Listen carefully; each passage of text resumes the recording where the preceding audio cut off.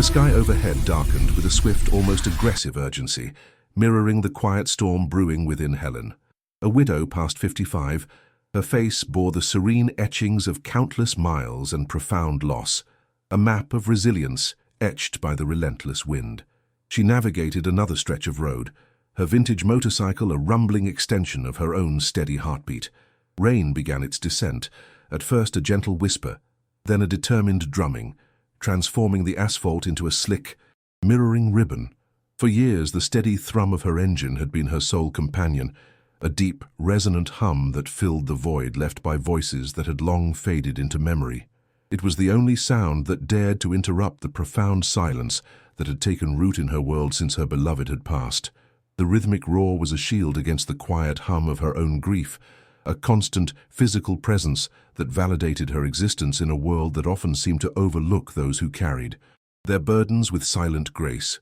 Her fingers, gnarled and strong, tightened almost imperceptibly on the handlebars, a faint tremor betraying the emotional weight she carried. She remembered other storms, less literal, yet just as drenching, when the world around her seemed to blur into an indifferent haze. There was a particular autumn evening years ago when the news had arrived like a sudden, chilling gust, stripping the leaves from her life's tree in an instant. She had stood by the window, then watching the rain, the drops blurring the world into an impressionistic canvas of sorrow, feeling utterly unmoored. Her husband, a man whose laughter had once filled every corner of their small home, was simply gone. The memory was a dull ache, a phantom limb of happiness she still reached for in her sleep. That day the world had shrunk to the confines of her own sorrow, a silent, dusty room filled with echoes. She had prepared 2 cups of tea that morning, just as she always had, the steam rising from both in a familiar dance, until the realization hit her, a cold wave washing over her senses. 1 cup remained untouched, its warmth slowly dissipating, a stark testament to the void. She had sat there, fingers tracing the rim of the cooling porcelain, the silence around her so vast it felt like a physical presence. Yet tonight, something broke the familiar rhythm of her solitary journey. On the shoulder of the road, barely illuminated by the weak glow of a distant streetlight, a young woman wept under the downpour, clutching a small worn bag to her chest. Helen, usually unyielding in her forward momentum, felt a distinct pull, a subtle tug at the edges of her solitude. It was not a grand, dramatic call, but a quiet plea that resonated with a depth she recognized. She slowed her motorcycle, the engine's growl softening to a gentle purr before she brought the machine to a complete stop, leaning it gracefully on its kickstand. As she cut the engine, the sudden quiet was profound, broken only by the insistent drumming of the rain against her helmet and the world around them. It was the sound of raw vulnerability, a sound she understood intimately. She removed her helmet, the cool, wet air a shock against her face, and offered a gaze that held both the wisdom of age and a profound, quiet empathy. Her voice, softened by the rain, cut through the downpour like a gentle current. "Hey, is everything all right?" The question was simple, yet it carried the weight of unspoken understanding, an invitation rather than an intrusion. The young woman flinched, startled by the unexpected presence. Her shoulders, hunched against the cold, tightened further. She hesitated, her breath catching in a small, ragged sob before a trembling voice finally answered, barely audible above the storm. "I was left here. I have nowhere to go." The words hung in the air, heavy and fragile. Helen sighed, a deep, silent release of breath that carried a lifetime of empathy. The scene before her stirred a memory, not of a literal roadside abandonment, but of a time years ago when she herself had felt utterly lost, not on a physical road, but adrift in the vast, unforgiving landscape of life's uncertainties. Without a moment's thought, she unzipped her thick leather jacket, the material still warm from her own body, and gently placed it over the girl's shivering shoulders. "Come with me," she said, her voice a calm anchor in the storm. "The wind can wait." The invitation, simple and direct, offered a fragile handhold in the tumultuous downpour. Emily, her shoulders still trembling beneath the unexpected warmth of Helen's jacket, looked up, her eyes wide and bruised with unshed tears. The kind gaze held no judgment, only a deep, abiding stillness that seemed to absorb the chaos of the moment. Hesitation, a familiar companion, flickered across her face. But the cold, the relentless rain, and the sheer desperation outweighed any lingering doubt.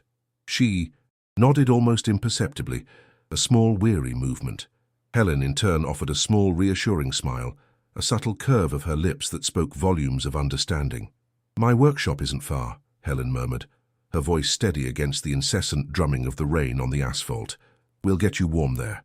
She swung her leg over her motorcycle, not starting the engine immediately, but waiting, allowing Emily to gather herself. The unspoken patience was a balm. Emily, still clutching her, small bag as if it contained her entire fragile world, followed Helen. The roar of the engine, when it finally kicked to life, was no longer a symbol of solitude, but a promise of forward movement, a low, comforting growl that cut through the storm.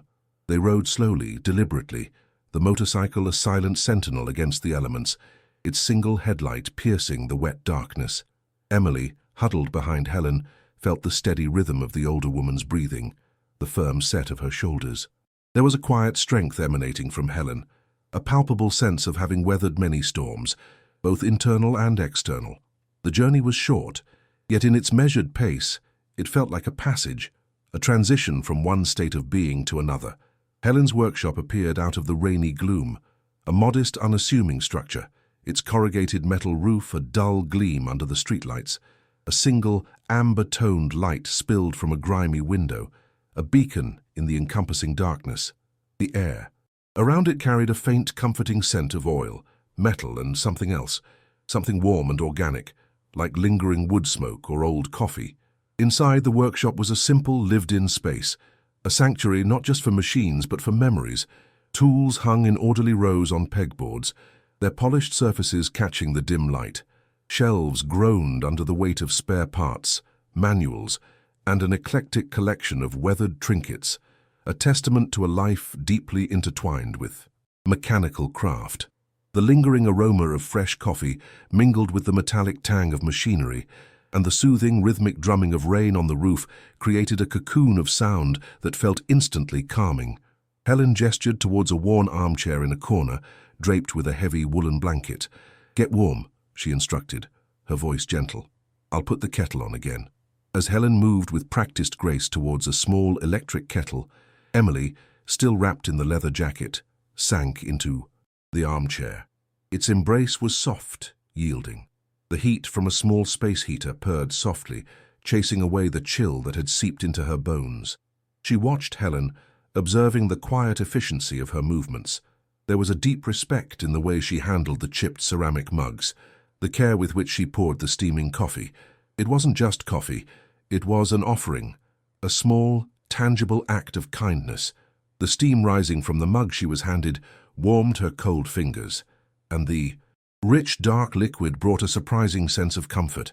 Between sips, and in a voice still tremulous from tears and cold, Emily began to share fragments of her story. She had left a place where she felt perpetually unwelcome, a home that had become a cage of unspoken expectations and subtle dismissals. Each word was a struggle, a tiny pebble dislodged from a tightly built wall. She spoke of the gnawing ache of feeling unwanted, the quiet despair of being unseen. Her flight was not an act of rebellion, but one of self-preservation, a desperate search for a space where she could simply breathe without the suffocating weight of disapproval. She had craved a place where her presence wasn't merely tolerated, but accepted, where she wouldn't have to shrink herself to fit into narrow, prescribed roles. Helen listened intently, her gaze steady and unwavering. There was no judgment in her eyes, no hurried interruption. She simply offered her presence, a rare and precious gift. Her hands, calloused from years of working with metal and engines, rested calmly on her own mug, the warmth radiating outwards. She understood the unspoken narratives of abandonment, the profound loneliness that could cripple a soul. She recognized the fragility in Emily's voice, the raw vulnerability beneath the surface. It was the same vulnerability she had felt on that rainy autumn evening, years ago, when her world had shattered. This connection, born in a storm, was not founded on shared words, but on shared understanding, a quiet recognition of kindred spirits navigating their own particular tempests. Helen eventually broke the silence, her voice soft, contemplative. "You know," she began, a faint smile playing on her lips, Sometimes fate makes us stop in the middle of a storm, just to remind us there are still good people on the road. It was a simple observation, yet it resonated with profound truth, an anchor in the swirling uncertainty of Emily's journey. In the days that followed, the rhythmic hum of the workshop gradually wove itself into Emily's existence, a soothing counterpoint to the quiet anxieties that still occasionally surfaced. She moved with a tentative grace, observing Helen's every action, absorbing the unspoken lessons embedded in the older woman's meticulous movements. Her initial shyness began to recede, replaced by a nascent curiosity, a quiet desire to understand the world of gears, grease, and finely tuned engines. The workshop, initially a mere shelter from the storm, slowly transformed into a space of unexpected learning. Helen, with a patience born of deep experience and an understanding heart, began to involve Emily in the daily routines.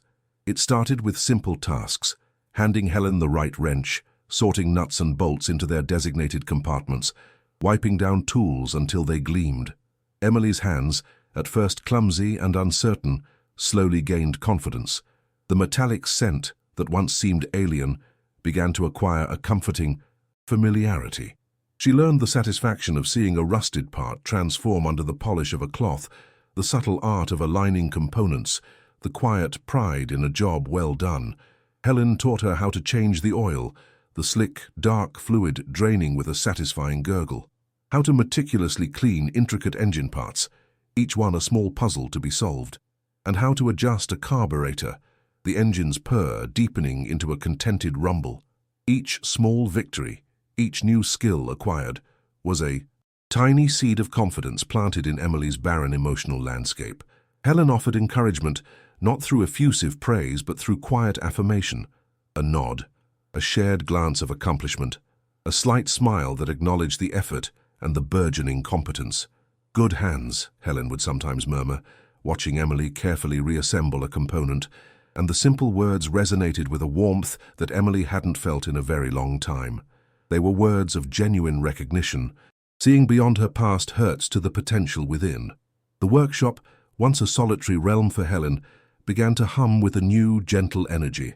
The shared tasks became a silent dialogue, a dance of collaboration that filled the space with something more than just the clang of metal and the smell of oil. As Emily's hands grew more skilled, her spirit began to mend. The deep-seated frown lines that had been etched into her young face softened. The guardedness in her eyes slowly gave way to a flicker of genuine light, and gradually, tentatively at first, she began to smile again. It was a subtle transformation, not a sudden burst of joy, but a quiet, internal blossoming, like a hardy wildflower pushing through cracked pavement. For Helen, the feeling was equally profound. The quiet warmth that had begun to fill the workshop was a long-forgotten sensation, a gentle current that subtly reshaped the edges of her own solitude. It was as if a dormant part of her, a chamber sealed off by grief, had begun to stir awake. She watched Emily's progress, her quiet observations revealing not just a nascent mechanic, but a young woman rediscovering her own intrinsic worth. This interaction unearthed memories of her husband, not with the sharp pang of acute loss, but with a tender, melancholic warmth. He had been a man of hands and heart, much like herself, finding solace and purpose in the rhythmic work of repair. She remembered the shared quiet in the workshop, the comfort of his presence as they worked side by side, the subtle scent of grease and his worn leather vest. These memories, once heavy with sorrow, now carried a bittersweet lightness, filtered through the lens of shared purpose with Emily. The act of teaching, of nurturing another's growth, was a silent invocation of her past, transforming her grief from a burden into a fertile ground for new connections. One crisp morning, as they adjusted the handlebars of an antique motorcycle, its chrome gleamed under the workshop. Lights, a comfortable silence settled between them. Emily, her hands smudged with grease but her eyes bright with engagement, paused, a question hanging unspoken in the air. She straightened up, wiping her hands on a rag, and looked at Helen, her gaze earnest and direct. "Why do you do this?" she asked, her voice softer than usual, tinged with a genuine curiosity. "Why do you help someone you barely know?" The question was a window into her own search for meaning, a silent plea for understanding. Helen stopped her work, her tools laid down with deliberate care. She wiped her hands slowly with a clean cloth, her gaze drifting towards the wide workshop door, which offered a glimpse of the quiet, grey morning outside. She paused, choosing her words with the same precision she applied to her mechanical work. Her response, when it came, was calm, infused with the quiet conviction of lived experience. "Because," she began, turning to meet Emily's gaze, her eyes holding a deep, reflective light, "someone once did the same for me. They saw me when I felt invisible, they offered a hand when I was lost. And I discovered," she continued, her voice softening further, "that when we mend others, a part of us also finds its own repair." It wasn't just about fixing engines, it was about the profound reciprocal act of emotional restoration, a truth Helen had carried in her heart for decades, and now, finally, shared. Helen's words hung in the air, a quiet revelation that settled deep within Emily. The truth in them was undeniable, resonating with the quiet healing Emily had already begun to experience. It was not a grand pronouncement, but a simple, profound insight born from a life truly lived and losses deeply felt. From that moment, a subtle shift occurred in their dynamic. Emily's respect for Helen deepened, not just for her mechanical prowess, but for the profound wisdom she carried, a wisdom that was imparted not through lectures, but through gentle action and honest sharing. Helen, in turn, began to observe Emily with an even keener, more empathetic eye. She noticed the lingering shadows that sometimes crossed Emily's face when an unexpected silence fell, the way her shoulders would subtly hunch when a distant siren wailed, a subconscious echo of past anxieties. Helen perceived a pain deeper than just homelessness. It was the quiet ache of a soul starved for belonging, a young woman who had learned to believe she was intrinsically undesirable. Recognizing this unspoken need, Helen moved beyond simply teaching mechanical skills. Her offerings became more profound, more encompassing. She didn't just mend engines, she began to mend the broken sense of worth within Emily. On quiet evenings, after the clatter of tools had ceased and the workshop was bathed in the warm glow of a single lamp, Helen would share stories, not preachy tales, but vignettes from her own life. She spoke of navigating her own losses, of moments when she, too, had felt adrift and unseen. She shared the simple ritual of polishing her late husband's favorite wrench, a way of keeping his memory alive, transforming it from a source of grief into a quiet, comforting presence. These narratives were laced with subtle metaphors of resilience, of parts wearing down and being carefully restored, of finding strength in unexpected connections. Helen began to offer her time and talent in ways that fostered deeper connection. She taught Emily how to make a sourdough starter, a living thing requiring consistent care and patience, much like a budding relationship. The smell of fresh bread baking in the small kitchen adjacent to the workshop filled the air with an aroma of home, a scent Emily hadn't associated with safety in years. They would work side by side, Emily kneading the dough with increasing confidence, Helen offering quiet instructions, her hands flour-dusted, reminiscent of how she'd taught Emily to oil a chain. This shared activity was a profound act of care, an anchor in the often turbulent sea of Emily's past. The reciprocity of their connection began to blossom. Emily, no longer just a recipient of kindness, started to contribute in ways that transcended the mechanical. She organized Helen's cluttered archives of repair manuals, creating an efficient system where chaos once reigned. She discovered a knack for intricate detailing, bringing a polish to the motorcycles that Helen, in her pragmatism, might have overlooked. Her presence filled the quiet corners of the workshop, breaking Helen's long-standing isolation. On days when Helen felt the familiar ache of her joints, Emily would make her tea, remembering exactly how Helen liked it. A splash of milk, no sugar, a small yet significant gesture of attentive care.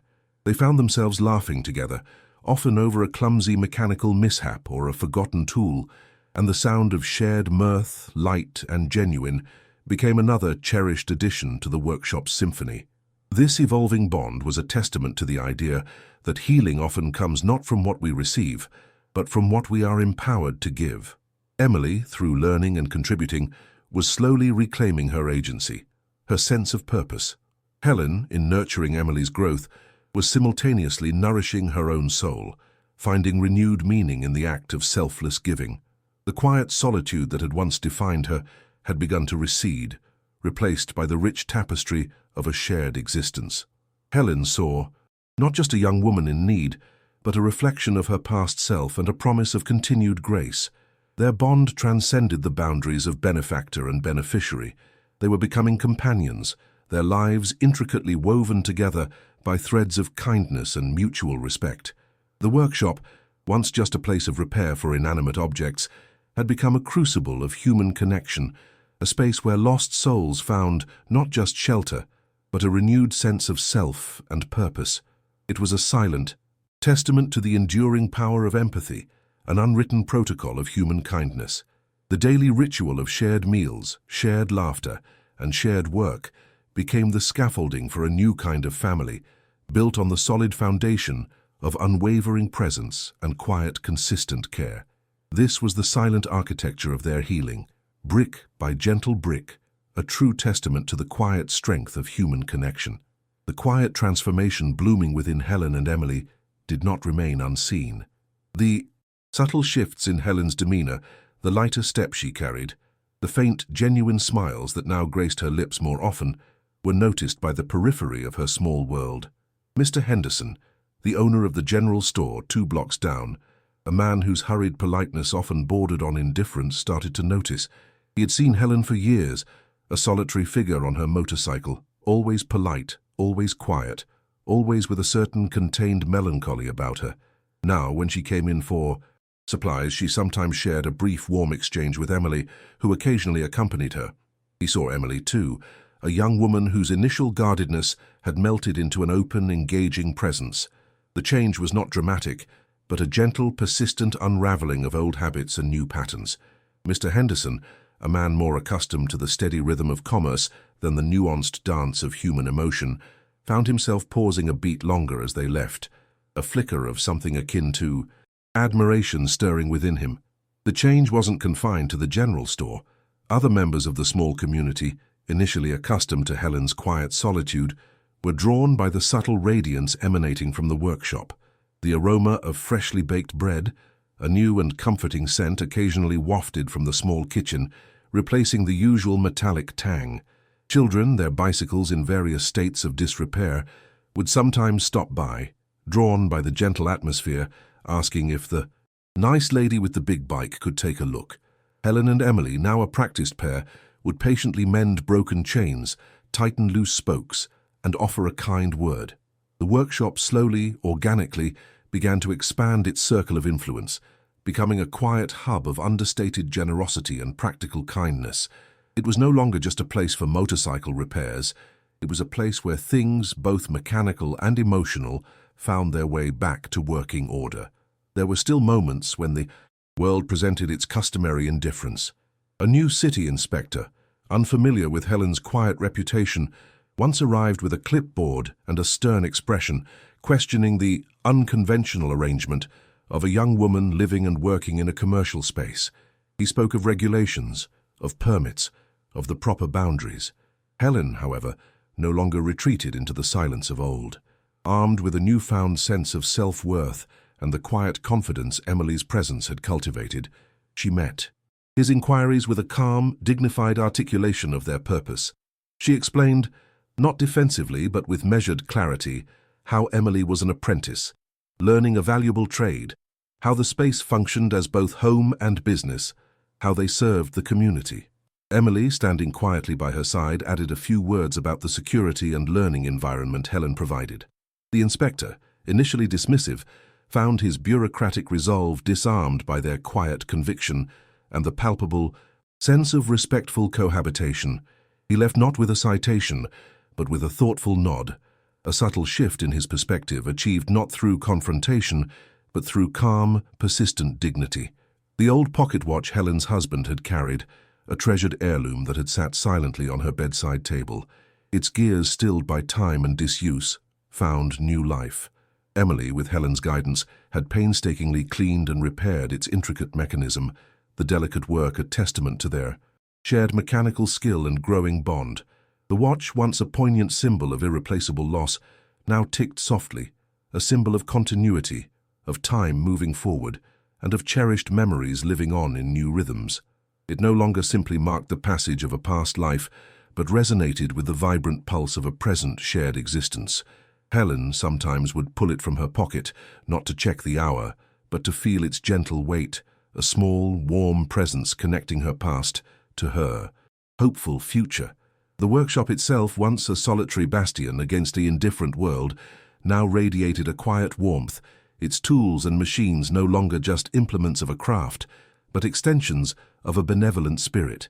The subtle shift was a testament to the profound truth that kindness, when consistently and genuinely extended, possesses an enduring, transformative power that ripples far beyond its initial touch. Then came the morning Emily received the news. An opportunity, distant yet vibrant, beckoned. A chance to join a small specialized repair shop in a bustling, growing town, a place where her newly honed skills and rekindled spirit could truly flourish. The news arrived like a swift current, exhilarating yet tinged with the bittersweet knowledge of impending separation. Emily, her face a mix of excitement and apprehension, hesitated before sharing it with Helen. She had found more than a temporary shelter. She had found a home for her soul, a mentor, a quiet, unwavering anchor. The thought of leaving, of disrupting the tranquil rhythm they had established, felt like a betrayal. Helen listened, her gaze soft, her expression serene.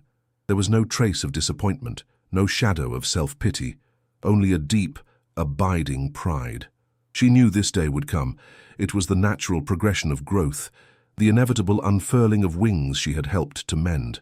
"The road is long, my dear," Helen said, her voice a gentle murmur, "and you have learned to steer your own destiny now.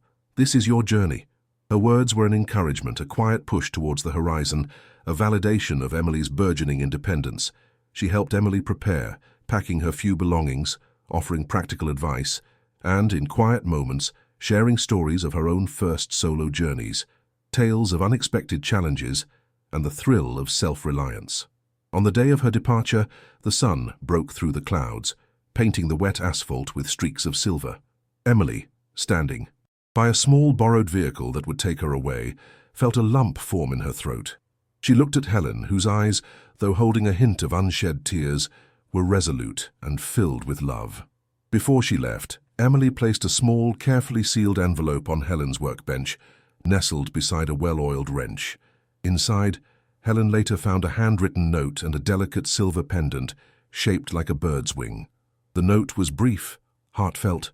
"To the woman who taught me that angels also wear leather jackets." Helen smiled.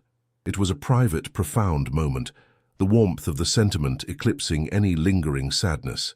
She carefully placed the pendant on her keyring, a new, bright addition alongside the worn brass key to her motorcycle. As Emily's vehicle pulled away, shrinking into the distance, Helen stood by the wide-open workshop door, observing the horizon. The rain had truly ceased, and a powerful golden shaft of sunlight pierced the lingering clouds, illuminating the wet ground, casting a luminous glow over the familiar oil-stained concrete. The silence that settled after Emily's departure was different now. It was no longer the vast, echoing emptiness of her solitary grief, but a quiet, peaceful stillness, filled with the resonant hum of cherished memories and the vibrant promise of continuity. That evening, as Helen returned to the road for her customary ride, the wind felt different, less solitary, more like a gentle, knowing embrace. Each drop of lingering moisture on the leaves, each glint of light on the damp asphalt, seemed to carry a silent, profound reminder.